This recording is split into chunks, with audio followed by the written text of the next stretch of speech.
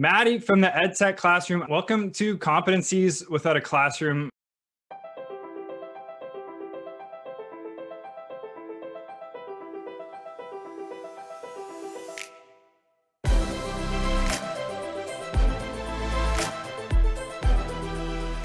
I'm super pumped to have you here. I've been a fan of your podcast, so it's really cool to come full circle and have you on this podcast. You're doing some pretty cool stuff, both online and in the classroom, which we're going to get to in a minute. But Maddie, before we jump into that part of it, I'm going to start this interview the same way we start every one of our podcast interviews. And we start with the most important question that you're going to get today. It helps to set a bit of a tone for the rest of the interview. And quite frankly, Maddie, it's the question that our listeners want an answer to. When it comes to pineapple on pizza, are you a yes or a no? Absolutely not. Absolutely not. Nope.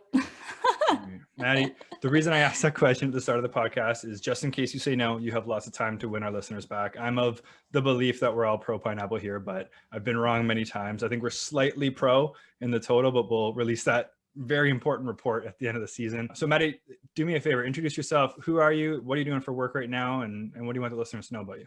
Yeah, for sure. So I'm Maddie. I run a blog called EdTech Classroom. It's also a podcast and a YouTube channel. I'm also, during the day, a K-5 STEM teacher and an EdTech coach in Los Angeles. No kidding. Okay, Maddie, as you with season 1 of this podcast, we interviewed industry professionals. So your CEOs, your hiring managers, trying to uncover what are the 21st century skills that they're looking for when they're building out their 21st century teams, and what do they look like in action? Because it's really easy to tell our students that they need to be problem solvers and critical thinkers, but what do those skills look like on display in the workplace? We've done a pretty good job of distilling what those are. Now we're at the point of talking with educators like yourself, who are doing an amazing job of developing those skills in their students. But I'm of the firm belief, I'm in a very privileged position where I get to work with educators across North America. So I know there's some amazing things happening when it comes to developing those skills in our students, but those amazing stories are often siloed. So with season 2 of this podcast, we're trying to amplify the voice of the educator so that somebody listening to this on the drive into the school in the morning can hear your story, borrow it, steal it, and then bring it back to their classroom to implement maybe that day. So with that, Maddie, what's something you've done over the years, an example of one way you've worked with your students to help develop one of these 21st century skills in the classroom? Yeah, definitely. First of all, I really love this idea of 21st century skills. I think it's something that's super important. And I love this idea of borrowing and stealing too, because as a teacher in my own PD, I feel like so much is so theoretical. So it's really nice to hear practical examples. But in terms of my own teaching practice, I very much try to focus my practice around project-based learning and developing authentic learning experiences for students. So specifically what that looks like is I try to create very student-centered curriculum. Now I know that sounds incredibly buzzwordy, but a big focus of mine as a STEM teacher is this idea that technology can be used as a force for good. So one way that I do this in my classroom is I teach about the UN Sustainable Development Goals and how technology can be used to achieve those goals. So just in case listeners aren't familiar or you're not familiar with the SDGs, basically the UN, they put together this list of 17 different areas that are meant to serve as a blueprint to achieve a better and more sustainable future by 2030. And so these areas are things like eliminating poverty, promoting gender equality, basically these big umbrella areas for social impact. And so in teaching about the SDGs, at the start of this unit, I might ask students questions like these big essential questions like, which global goals are important to you? Or how can kids help make the world a better place? So remember, elementary school teacher here. How can technology help make the world a better place? And one thing that I've noticed, and many other elementary school teachers who might be listening can probably relate to this as well, but many students at my school are very interested in learning how they can help the environment. And so this is something that I've observed in my classroom, something I've noticed during recess. And my teaching partner and I created this coding project around the SDG Life on Land with our 4th grade students. And so in this project, I'm really just going to focus on the coding part of this unit, but students learned about different examples of how technology can be used to help life on land. So they learned about how drones are being used to survey animal populations. They learned about self-driving tractors. They even did things about brainstorming their own ideas for how they can help the environment with technology. And as a part of the coding unit specifically, instead of telling students, okay, go out there, learn how to code these Lego robots, we actually had them solve a real world problem using coding. So what I think is really important here about this project is that instead of having students learn how to code robots, and then later on, they actually did the project, instead we had them learn how to code during the project itself and not as a prerequisite for the project. So what this looked like is on the floor of the classroom, we laid out a bunch of tarps everywhere. And on each tarp, there was a box with a fitted white sheet over it. And the boxes were filled with ice packs. So essentially we tried to create this fake igloo. And students were given Lego EV3 robot kits. They were given Legos and thermometers. And what they were told to do was to figure out how to build their robots, then program those robots through a series of obstacles that students themselves had to create. And then they had their robot we had them have their robot enter the igloo, take a temperature reading, and then come back to the home base. So obviously this is just one coding example, but I think it's a great example of 21st century learning because first you'll see there's a lot of student choice involved, right? So students had choice in how they set up their obstacles. They had choice in how they actually attached the thermometer to their robot. We didn't give them any sort of direction there. So there was choice there and problem solving. Then they had choice in how they actually solved the problem itself of coding through this sort of maze that they created. Then, of course, there's the 21st century skills like communication, there was problem solving, collaboration. But then, of course, they also were learning these coding skills and standards through things like testing and trial and error. And so, again, this is just one example of a project that incorporates 21st century skills. If you're listening right now and you aren't a STEM teacher, you might not have robots in your classroom.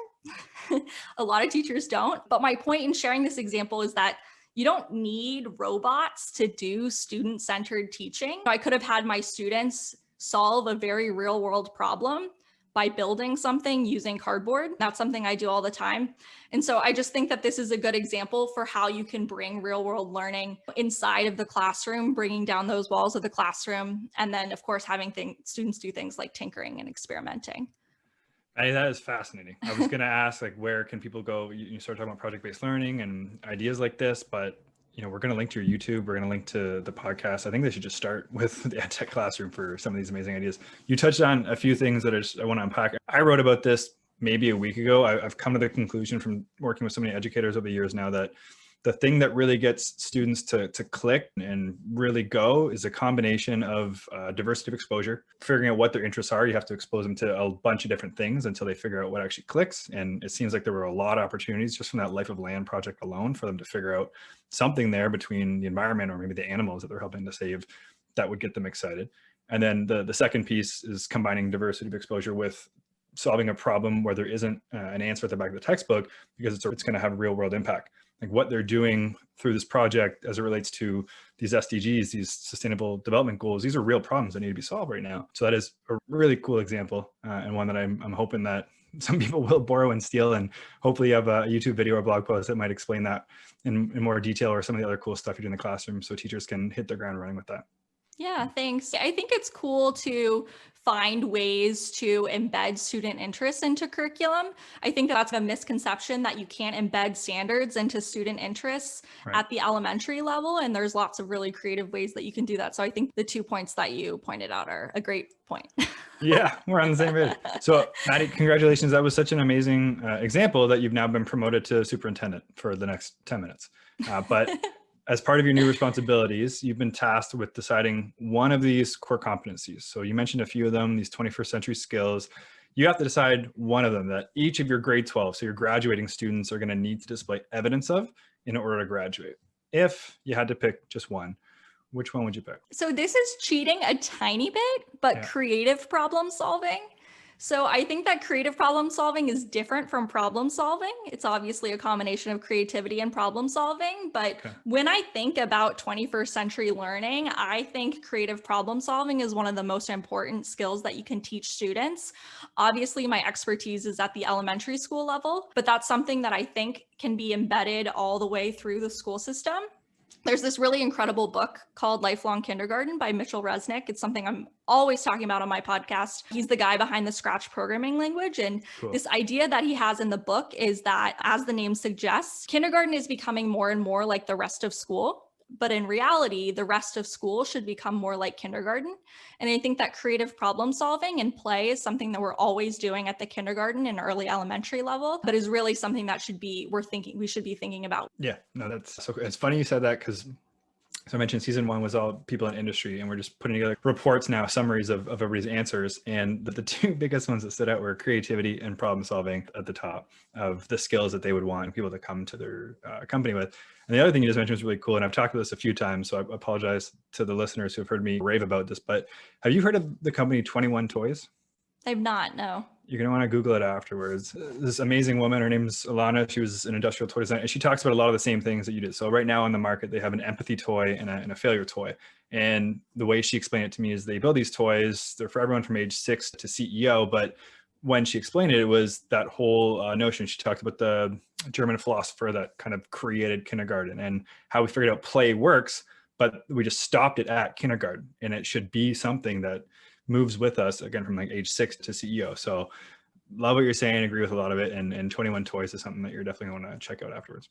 Yeah, it sounds like it'll be right up my alley for sure. It sounds like it, yeah. So Maddie, let's transition. Let's do some rapid fire questions for you. What's a life skill that you weren't taught in high school, but maybe that you wish that you were? Probably digital citizenship, and more specifically, skills like determining fact from fiction online is something I wish I would have learned. Any tips for the teachers listening about where they can get started when it comes to talking about that with their students? Yeah, for sure. Common Sense Media has some really great digital citizenship curriculum. I'm not sure if it's available for middle and high school. I would imagine they probably do, but I think they do, yeah. It's really great at the elementary level. Yeah, it's a great resource. So we talked about this gentleman before we started recording, Tim Ferriss. I stole this question straight from his podcast. If you have a billboard, everyone's going to see this billboard, you can write one thing on it. What would it say? Put your phone down. For 2 reasons. 1, if you're driving, you shouldn't have your phone out. And 2, it's important to be present. I love that so much. Yeah, and it's something, again, that came up a few times on season 1. People talked about this ability to focus as a real differentiator for young people and adults moving forward, that we're just so glued to these devices that the ability to put it down, even as simply as putting on do not disturb, focus on the task at hand, will separate you from a number of your other peers in the same space. Maddie, IQ or EQ, you can only pick one. Which one are you picking? EQ. Yeah, hands down. You're teaching STEM right now. Did you have a favorite class in high school growing up? I did, yeah. My favorite class was actually the class that was the most difficult for me, which might be a strange choice, but Spanish literature. I took my senior year of high school and it destroyed me, but I learned a lot in it. Is that why it was your favorite, that you learned the most, you grew the most, or you just really loved Spanish literature? I hated it when I was taking it, but at the end, when I got that, I know we're not supposed to focus on grades in a 21st century podcast, but when I did finally felt like my hard work paid off, it was a really cool feeling of, oh, I did this. Yeah, oh, that is a great feeling. Yeah. So you talked about the other book, which we'll link to in the show notes. What's another book, maybe it's the same one, that has had such an impact on you that maybe you wish you would have read it at a younger age? Yeah. Can I choose a book that's not related to education at all? Heart Talk by Cleo Wade. It's like a self-care, self-helpy book collection of poems that I wish I would have read when I was younger. Heart Talk? Heart Talk, yeah. Yeah, we'll link that for sure. Last question for you, Maddie. You have a magic wand. You can change one thing about the education system as we know it today. What would you change? This is probably the hardest question that you've asked me today. Probably more opportunities for students to engage in real world learning. And also maybe if we could get rid of standardized tests, that would be cool too. Couldn't agree more, and love that we just ended it on that note. Yeah, it's a big thing I love to preach about, this whole going gradeless or grading less movement, but particularly with standardized testing, especially this year. Yeah. So Maddie, we talked about the podcast, the YouTube channel, and we'll link to them, but for everyone who's listening and maybe driving right now, where can they go to learn a bit more about Maddie and the EdTech Classroom? Yeah, for sure. So my website is edtech-class.com. I also, as you just said, run EdTech Classroom in general, which is a YouTube channel and the podcast. And you can also be friends with me on Instagram at EdTech Class. Awesome. Maddie, I can't thank you enough. This was awesome. Have a Yeah. fantastic rest of your day. Thanks so much for having me.